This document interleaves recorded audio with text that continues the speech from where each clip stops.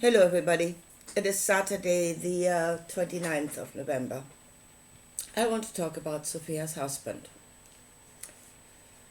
and about the shadow work that we should actually be doing, what those demons inside us actually are, all those negative emotions, what they actually are. They are suppressed light inside of us. They are actually light that we have suppressed and keep down that is now haunting us. I want to show you this here. As I said, everybody talks about Sophia, yeah? And most people talk about the goddess Sophia, like there is a woman coming, yeah? To save us all. It's no longer Jesus coming on a cloud, it's now a woman coming to save us. Which is religious, which is completely not understanding what is actually happening. So to know what Sophia's husband is should actually lead to a lot of clarity. I'll come to that in a minute. But first of all, I want to make the distinction between Gnosticism, Gnosis, and religion. Religion is going outward. Yeah? You are looking to the cosmos or whatever, looking for something to come and save you from somewhere else, from outside of you. Gnosis is salvation through the knowledge of yourself. Now, religion, let me just say this quickly. At the moment, as I said, people reached outwards for some divine, fantastic being that will do it all. And as we are beings of energy, and I do believe channeling is a real thing, so if you seek, you will find. Yeah? Whatever you ask for in prayer, it will be given. If you're looking for that bloody divine being that will come and do it all for you, you will find it. And I do believe that the gods of the Bible, or other gods that are said to be outside of this realm, they are real beings. I do believe that. I really think you're praying to aliens that now have dominion over this world and are directing the affairs of man because you led them. So that is religion, looking outside, quite possibly finding something that will then rule over you. Gnosis, going inside. The eons in the pleroma, again, people make them into gods. Yeah? Going into Gnosis and being totally religious about it, which is back to front. It's the knowledge of yourself. It is the building blocks of consciousness. What you are, what is inside of you, the eons. The light inside of yourself. Again, everybody says, oh, bright light, wonderful, we are beings of light. What is that light? If you look at a bright light and you know the bright light, you go into the bright light, you will see that it is made up of colors. It is made up of different parts. It is made up of all the colors of the rainbow. It's not just one thing. They're working parts inside of the light, all different from one another. An entire spectrum of things that are different from one another. That is the light. And if you proclaim the white light, but you deny the colors of the rainbow, yeah, there's something wrong with you. You're speaking out of ignorance. If you're proclaiming just the white light and deny the rainbow, you're speaking out of ignorance. You don't know what is in the white light. So the eons, the building blocks of consciousness, if they went into a state of gnosis, going within, what they saw was themselves. just themselves. Nothing out there, but inside. So the different building blocks that interact with one another, different energies, they are energies. They're not beings. They're energies. Spirit. Different parts of the one spirit. That is you. Right. Sophia's husband. Let's go to it now. Philetos. That was his name. See, most of people wouldn't even know that. It's all Sophia. It's all the female. Let the female, the goddess Sophia will come and save this world. I'm kind of expecting if something is going to come, it will have a female form because that's what everybody's expecting. Yeah, a goddess to come and save. Sophia is wisdom. Yeah, others say, oh, she's all love, she's the mother of this world, she's all love. No, love is a different aeon. It's a different part of consciousness. Sophia is wisdom. And here comes her husband, Philetos. What is Philetos? What is contained in that label? He is wanting for, he's desire. That is the male. It's desire. Wanting for.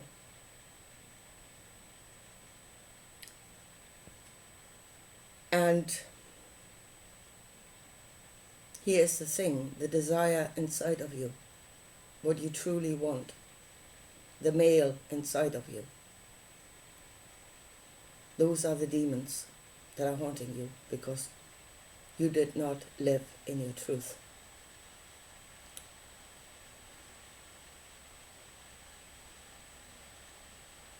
Both male and female, really.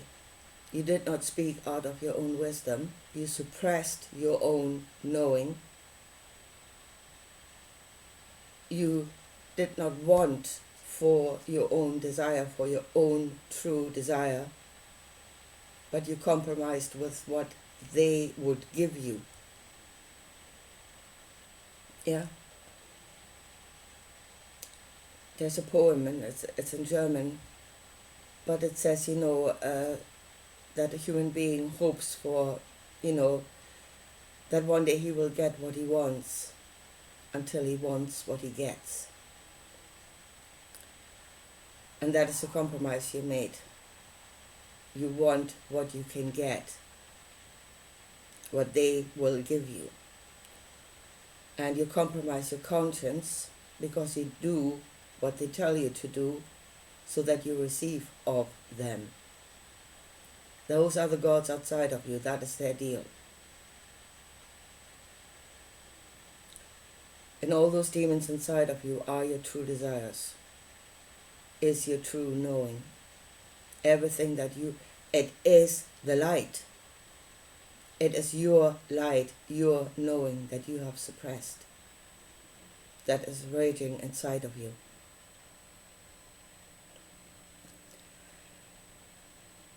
So, again, everybody's talking about Sophia. Nobody mentions her husband. Only that she created without her husband, but not saying what her husband actually was.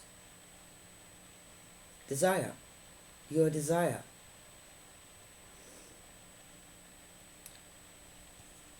And then you come again to because of the ignorance of that. We can become full on religious. Where we are being told that our desire is sinful. Wanting for ourselves is sinful. Yeah, greed, it is greed. That is sinful. So you're being really, really sinful while God in heaven, who wants dominion over everything and everything to serve him, is somehow holy. And then we howl, and we believe that, and then we howl that there's a two-tier justice system in this world. This is as 2 tiers you can get. But you're proclaiming that as the truth. in church you're proclaiming that as the church, as the truth. In life, you say it's wrong. That is because heaven is so much different, and this is nothing. No, this is the truth. This is your truth. The male inside of you is your desire.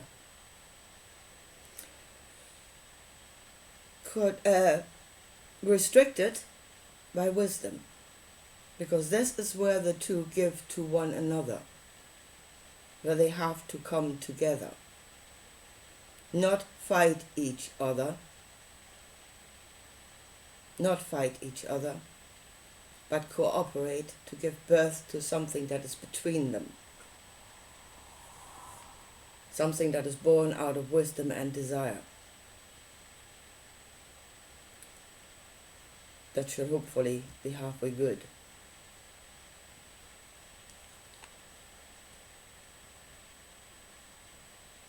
But this is, when we're all saying, oh, we're going into Gnosis, and then they say we're going into Gnosis, we're waiting for some goddess to come from out there.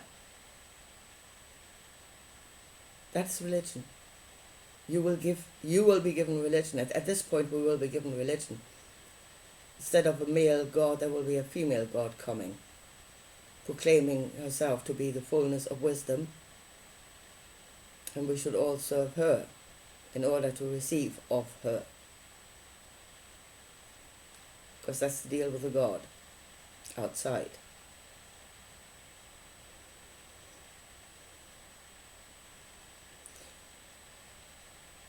Now, what is happening in this world at the moment, what I can see, when you go by the Gnostic understanding, is actually the male rampant. Yes, this is a male world.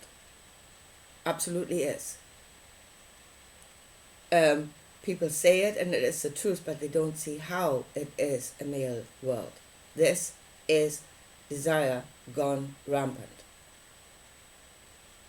This is the biblical God, the biblical male that says, I want everything. This is, in a way, it's Aleister Crowley.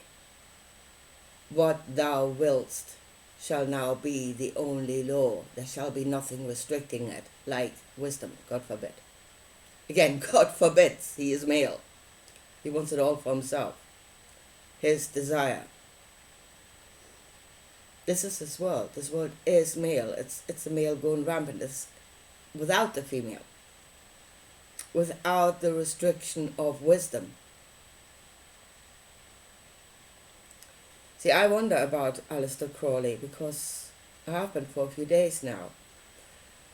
Because it is made out that that was just one of those fringe things, that kind of went away, and I don't think it did. It is occult, it is hidden, but I think it's spreading. Aleister Crowley's teaching is spreading. That spirit is spreading. What thou willst shall now be the only law. And as I said, that is full on male.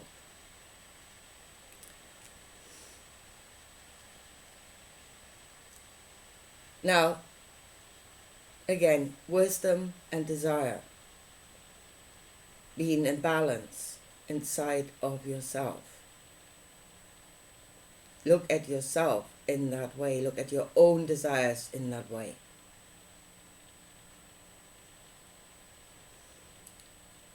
If you're being said you should have no desire at all for yourself, but it should all be given to God, and that is then proclaimed to be wisdom, that is not how it should work. Yeah? But, as I said, inside of yourself, we see in this world that desire has to be, absolutely has to be somehow curtailed. Because if it goes rampant, it is destructive and it is lunacy. So yes, wisdom needs to come into it. But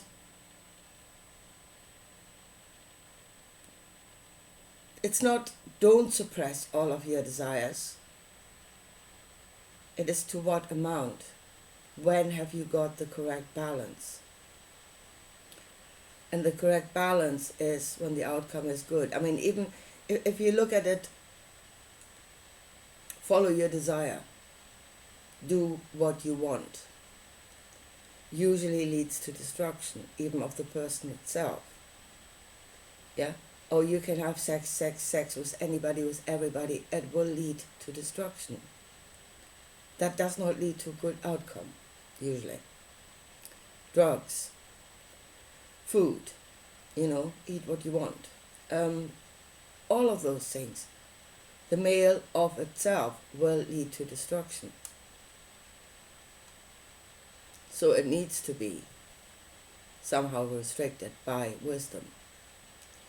And wisdom is to what amount is your desire good? To what amount does it serve life? And when are you going past the point?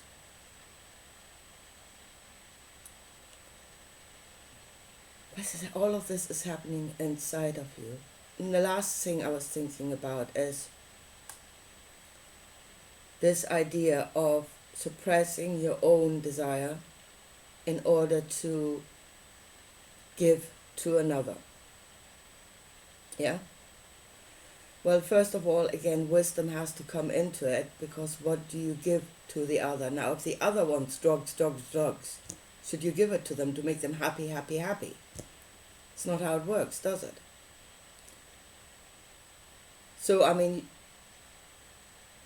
you must be wise about what it is you're giving to them, that it is actually good for them, and to what amount you're giving it to them so that it is actually good for them.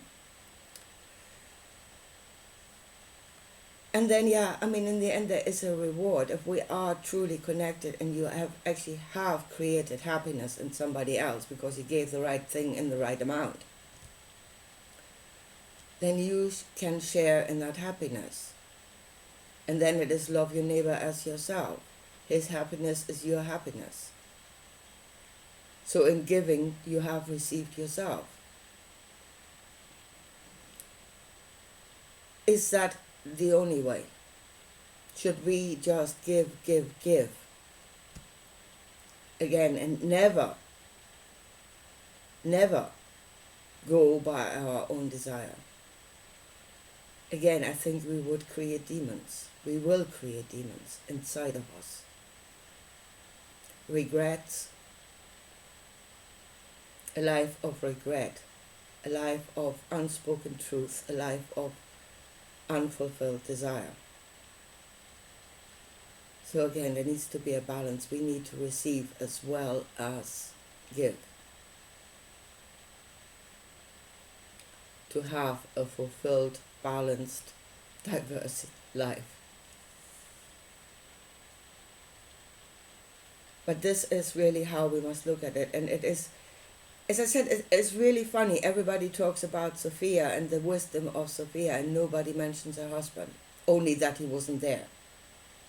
And nobody says what her husband actually is.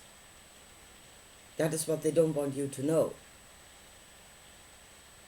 It is the desire. It is the desire, and the male inside of you is the desire inside of you that you are supposed to suppress.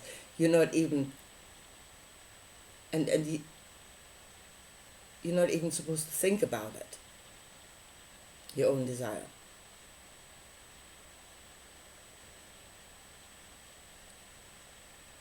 And it really is that either side of their own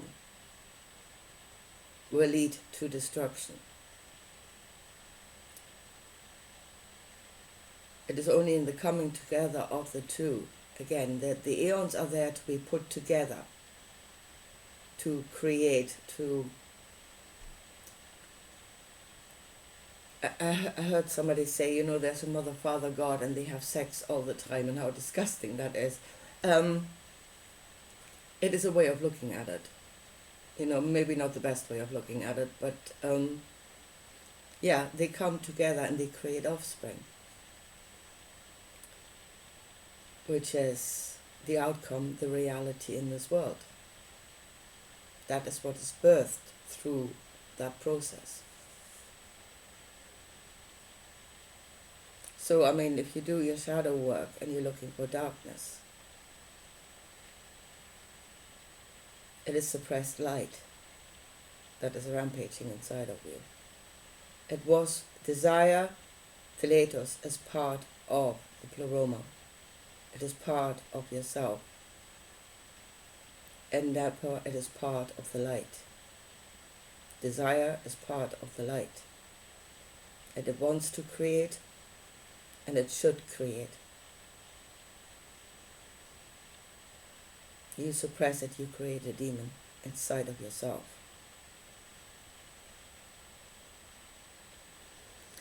Anyway, as I say, but don't let it go rampant, because that's the world we're in. Bring the two together. Bring desire and wisdom together. Make them one again. And that is the truth, then, in the end. Not one or the other. Neither of them on their own are the truth. Anyway, here, I leave it at that for today. And I talk to you again soon. Bye.